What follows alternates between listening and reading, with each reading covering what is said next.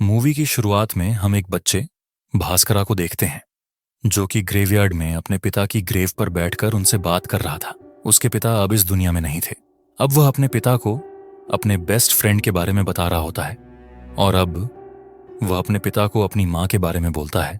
वह यह कहता है कि माँ अब और ज्यादा बुरी होती जा रही हैं। वह हर वक्त उसके ऊपर चिल्लाती रहती है, हमेशा चिड़चिड़ी सी रहती है। खैर, अब वह अपने पिता को बाएं बोलकर घर जाने लगता है।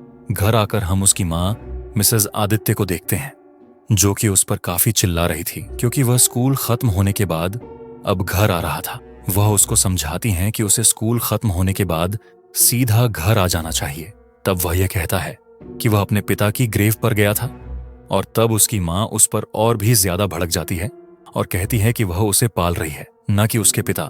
अब हो सकता है कि भास्करा के पिता और मिस आदित्य के बीच में कुछ ना कुछ कहासनी हो गई होगी, यानी कि उनके खत्म होने से पहले, जिसके चलते ऐसा कुछ हो रहा था। अब मिस आदित्य के चिड़चिड़ेपन का कारण एक तरह से उसके हस्बैंड की मृत्यु भी थी और वह अकेली ही घर को संभाल रही थी, जिससे कि वह काफी ज्यादा चिड़चिड़ी रहा करती। सीन बदलता है जहां पर हम दोनों ही माँ बहू को खाना खाते हुए देखते हैं, जिसके बाद भास्करा वहां से उठकर चला जाता है। हम यह भी नोटिस कर पाते हैं कि वह एक डोल को बना रहा था जिस पर वह अभी काम कर रहा है। अब वहीं से उसे अपने पिता की फोटो मिलती है जो कि उसके जुड़वा भाई के साथ में थी। अब इसी बीच उसकी माँ वहां पर आती है और उसे सोने के लिए बोलती है और भास्करा उस फोटो को लेकर अपने बेडरूम में आ जाता है। अब उसके पास जो फोटो होती है उसके पीछे उसके पिता के भाई के साथ साथ उसका एड्रेस भी था, यानी कि उसके अंकल के घर का एड्रेस।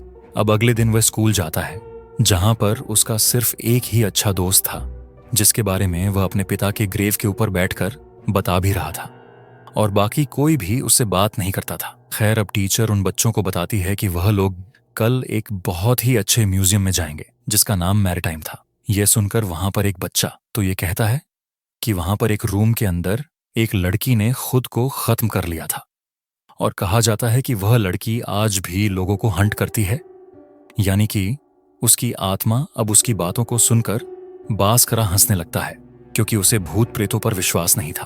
तब उसका दोस्त उससे कहता है कि भूत होते हैं, लेकिन भास्करा ये कहता है कि उसने तो आज तक किसी भी भूत को नहीं देखा। और तब उसका दोस्त उसको बताता है कि अगर वह अपने सिक्स सेंस को एक्टिव कर लेगा तो वह भूतों को देख सकता है। खैर, अब यहाँ छुट्टी हो जाती है और भास्करा घर जाने लगता है, लेकिन वही बुली लड़का उसको रोक लेता है जिसने कि सभी को म्यूजियम के हिटेड होने के बारे में बताया था, जिस पर भास्करा हंस भी रहा था और यही बात उसे पसंद नहीं आई थी।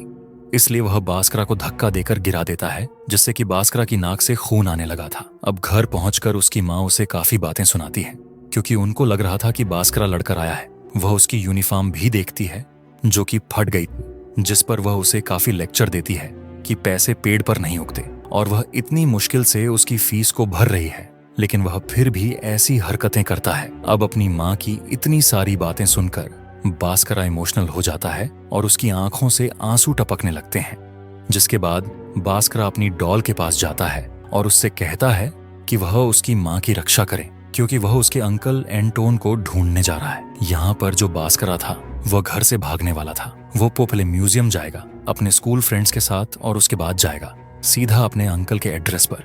अब जाने से पहले वह अपनी माँ के लिए एक चिट्ठी छोड़कर जाता है, जिसके बाद वह वहां से निकल गया था। खैर, अब अगले सीन में हम भास्करा को म्यूजियम के अंदर देखते हैं, मतलब कि घर पर उसकी माँ ने उस नोट को देख लिया था। खैर, अब भास्करा को वह बुली बच्चे पकड़कर उसी रूम के अंदर बंद कर देते हैं जहां पर उस लड़की ने खुद को खत्म किया था और वहां पर वह फांसी का फंदा आज तक था, जिसको देखकर भास्करा डर जाता है और वह जोर जोर से दरवाजा पीटने लगता है, लेकिन वह बुली बच्चे बाहर खड़े होकर बस मजे ले रहे थे। जिसके बाद जब वह दरवाजा खोलते हैं तो वह नोटिस करते हैं कि भास्करा गिरकर बेहोश हो गया था। अब यह देखकर वह सभी बच्चे डर जाते हैं और वहां से भाग जाते हैं। जिसके बाद जब भास्करा की आंख खुलती है तब वह अपने सामने उसी लड़की के भूत को देखता है, जिसको देखकर वह बाहर आता है, जहां पर उसे एक लेडी दिखाई देती है जिससे वह हेल्प मांगने लगता है, लेकिन वह भी एक भूत ही थी, जिसको देखकर वह काफी डर गया था। लेकिन वह पूरा म्यूजियम भूतों से ही भरा हुआ था। अब वह वहां से भागते हुए बाहर निकलता है और उसे अब उसके अंकल एंटोन के पास जाना था। वो बस स्टॉप पर जाता है जहां पर एक लड़की बैठी हुई थी। वो उसे आवाज लगाता है लेकिन वह लड़की उसकी बात को इग्नोर कर रही थी, जैसे कि इस लड़की को बास्करा दिखाई ही ना दे रहा हो। इसके बाद जब वह बस में बैठ जाता है, लेकिन उसके पास पैसे नहीं थे, इसलिए कंडक्टर के आने पर वह कहीं छुप गया था। अब अगला सीन ग्रेवयार्ड का था, जहां पर वह अपने पिता की ग्रेव के पास जाकर यह सारी बातें उनको बताने लगता है। लेकिन ग्रेवयार्ड के अंदर अब और भी ज्यादा भूत प्रेत दिख रहे थे, जिनको देखकर वह डरते हुए भागने लगता है। अब वह अपने अंकल के घर के एड्रेस को मैप पर देखता है और अपने अंकल के घर पर पहुंच जाता है। अब दरवाजे पर उसके अंकल एंटोन आते हैं और वह उससे पूछते हैं कि वह कौन है, जिस पर वह बताता है कि वह उनके भाई का बेटा है। और यहाँ पर वह बास्करा को पहचान लेते हैं और वह उसे देखकर काफी खुश भी थे। वह उसे अंदर बुलाते हैं, जिसके बाद वह उसे उसकी आंटी एमी से मिलवाते हैं।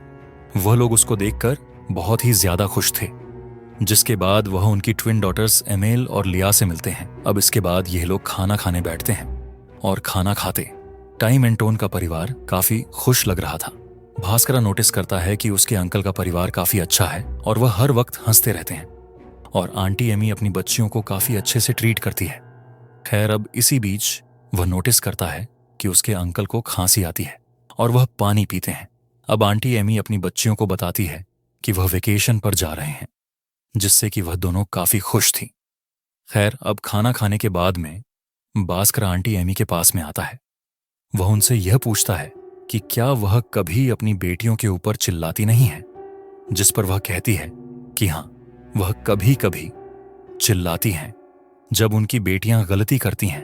अब बास्कारा अपनी आंटी को बताता है कि उसकी माँ अब उससे प्यार नहीं करती और वह उन पलों को मिस करता है जब उसकी माँ उससे ठीक से बात किया करती थी।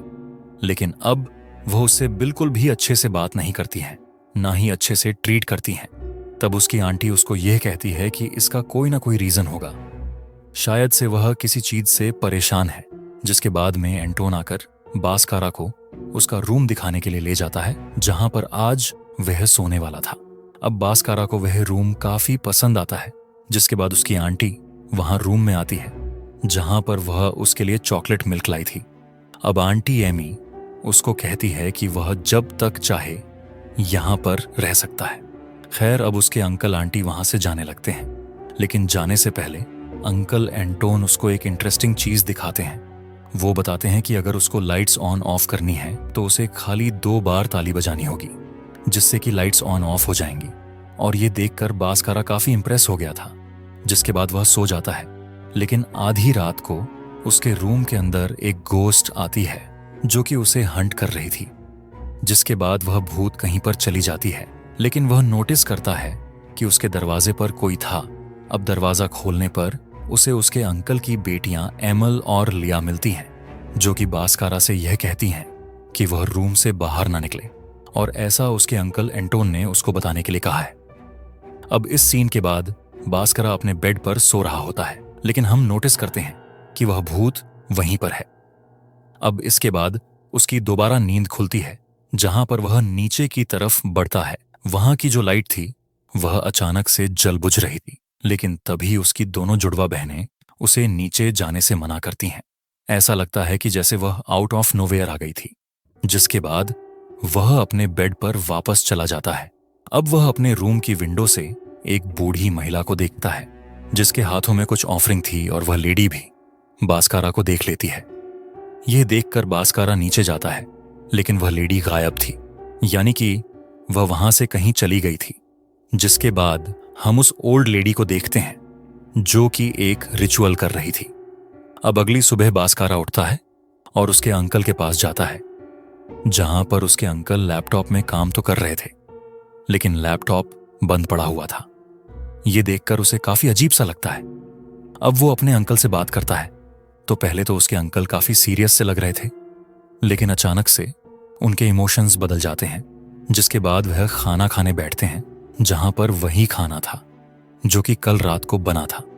अब भास्करा इस पर इतना ध्यान नहीं देता, क्योंकि नॉर्मली घरों में ऐसा कई बार होता है कि रात को जो बना हो अगले दिन भी कभी कभार लिया जाता है। लेकिन तभी वह एक और चीज पर ध्यान देता है कि जो कल हुआ था वह दोबारा रिपीट होने लगता है। अंकल फिर से खांसते हैं, पानी पीते हैं, और आंटी जो होती है वह अपनी बेटियों को वेकेशंस जाने के बारे में बता रही होती है। सब कुछ बिल्कुल सेम हुआ था। जो कि कल रात हुआ था। अब बास्कारा नोटिस करता है कि उनके घर की घड़ी 10 पर ही आकर रुक गई थी, यानी कि 10 बजे पर वक्त रुका हुआ था। अब वह बाहर जाता है, जहां पर उसे एक लड़की दिखाई देती है, जिसको देखकर वह उससे आकर्षित हो जाता है। वह उस लड़की का पीछा करता है, जहां पर वह पैदल ही आगे बढ़ रही थी, लेकिन उसकी आगे एक भूत होती है, जिसको देखकर बास्कारा उस लड़की को रोकने जाता है। लेकिन वह लड़की उसे कहती है कि वह भी उन्हें देख सकती है, और यहां पर उसे एहसास होता है कि वह अकेला नहीं था जो कि इन भूतों को देख सकता है। अब यहां वह लड़की अपना नाम एरिना बताती है बास्कारा, और वह बैठकर आपस में बात करने लगते हैं, और वह स्पिरिट घोस्ट भी उनके पास ही थी।